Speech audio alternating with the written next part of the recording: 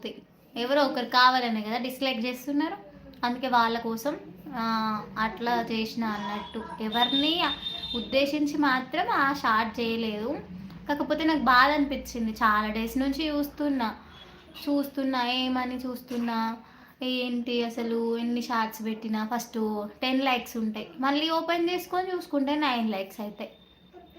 ఎంత చేసినా కూడా ఒక్క లైక్ పోయినంత మాత్రాన మీకేమవుతుంది చెప్పండి? అంత సంతోషం ఎందుకో నా మీద యుద్ధం చేసినట్టు. అంత సాటిస్ఫాక్షన్ అవుతుందా నన్ను బాధ పెడితే?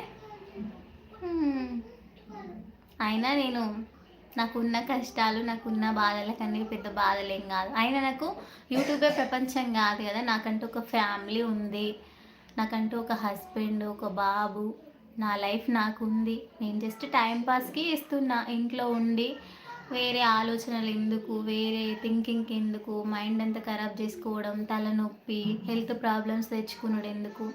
దీని మీద ఎంటర్టైన్మెంట్ అయిపోతుంది.